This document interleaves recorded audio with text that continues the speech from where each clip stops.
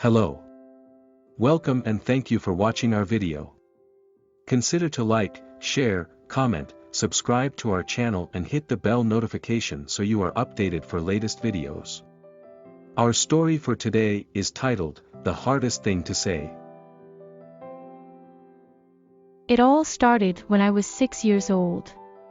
While I was playing outside on my farm in California, I met a boy. He was an average kind of boy who teased you and then you chased them and beat them up. After that first meeting in which I beat him up, we kept on meeting and beating each other up at the fence.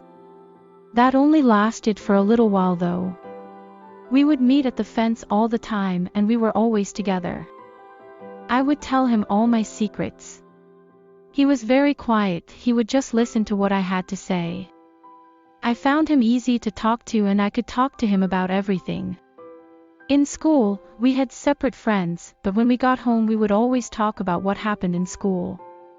One day, I said to him that a guy I liked hurt me and broke my heart.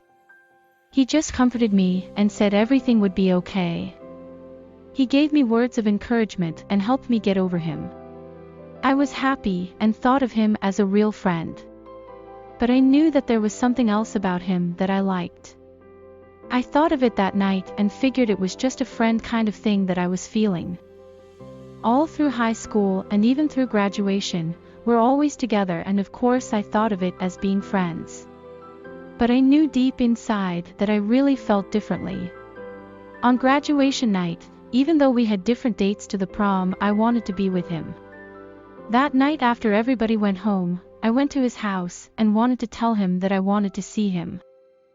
Well, that night was my big chance and all I did was just sit there with him watching the stars and talking about what I was going to do and what he was going to do. I looked into his eyes and listened to him talk about what his dream was. How he wanted to get married and settle down. He said how he wanted to be rich and successful. All I could do was to tell him my dream and cuddle next to him. I went home hurting because I didn't tell him how was I feeling. I wanted to tell him so bad that I loved him, but I was too scared and frightened. I let my feeling go and told myself that someday I would tell him just how I felt. All through college I wanted to tell him, but he always had someone with him.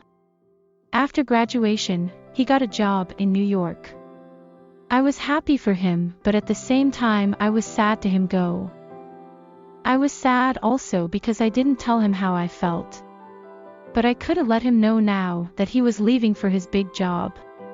So I kept it to myself and watched him go on the plane. I cried as I hugged him for what I felt was going to be the last time. I went home that night and cried my eyes out. I felt hurt that I didn't tell him what I had inside my heart. Well, I got a job as a secretary and then worked my way to become a computer analyst. I was proud of what I had to accomplish. One day, I got a letter with an invitation to a marriage. It was him.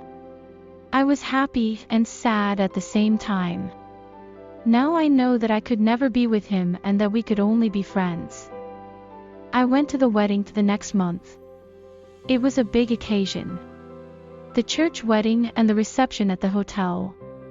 I met the bride and of course him. I fell in love one more time. But I held back so it wouldn't spoil what should be the happiest day in his life. I tried to have fun that night, but it was killing me inside watching him being so happy and me trying to be happy covering up my sadness tears inside of me. I left New York feeling that I did the right thing. Before I left on the flight, he came running out of nowhere and said his goodbyes and how he was very happy to see me.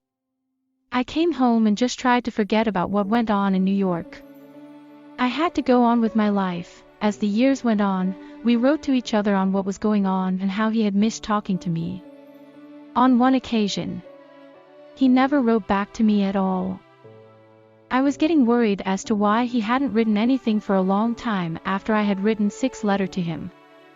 Well, just when everything seemed hopeless and sad in my life, I got a note that said, "Meet me at the fence where we used to talk about things." I went and saw him there. I was happy to see him, but he was broken-hearted and sad inside. We hugged until we couldn't breathe anymore. Then he told me about the divorce and why he hadn't written for a long time. He cried until he couldn't cry anymore. Finally, we went back to the house and talked and laughed about what I had been going and to catch up on old times. But in all of this, I couldn't tell him how I felt about him. In the days that followed, he had fun and forgot about all his problem and his divorce. I fell in love again with him. When it came time for him to leave back to New York, I went to see him off and cried. I hated to see him leave. He promised to see me every time he could get a vacation. I couldn't wait for him to come so I could be with him. We would always have fun when we were together. One day, he didn't show up like he said he would. I figured that he might have been busy. The days turned into months and I just forgot about it. Then I got a call one day from a lawyer in New York. The lawyer said that he had died in a car accident going to the airport. And that it took this long till everything was settled. It broke my heart. I was shocked about what took place. Now I knew why he didn't come that day. Again, I was broken-hearted. I cried that night, cried tears of sadness and heartache. Asking questions, why did this happen to a kind guy like him? I gathered my things and went to New York for the reading of his will. Of course, things were given to his family and his ex-wife. I finally got to meet her since the last time we met at the wedding. She explained to me how he was and how he always provided. But he was always unhappy. She would always try everything, but she couldn't get him happy, as he was that night at their wedding. When the will was read, the one thing that was given to me was diary. It was a diary of his life. I cried as it was given to me. I didn't know what to think. Why was this given to me? I took it and flew back to California. As I flew on the plane, I remembered the good times we had together. I started reading the diary and what was written. The diary was started with the day we first met. I read on till I started to cry. The diary told of him saying that he had fallen in love with me that day. I was broken-hearted. But he was too afraid to tell me what he had felt. That is why he was so quiet and liked to listen to me. It told of how he wanted to tell me so many times, but was too afraid to say anything. It told of when he went to New York and fell in love with another.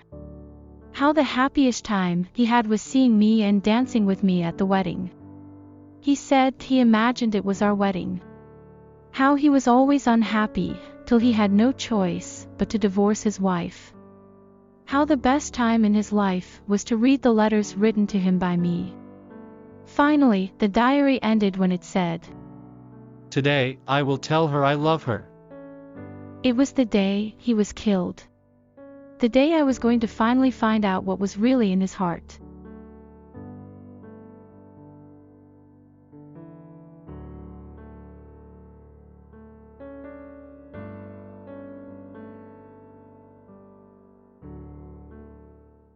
Thanks for watching our video. Don't forget to like, share, comment, subscribe to our channel and hit the bell notification so you are updated for latest videos.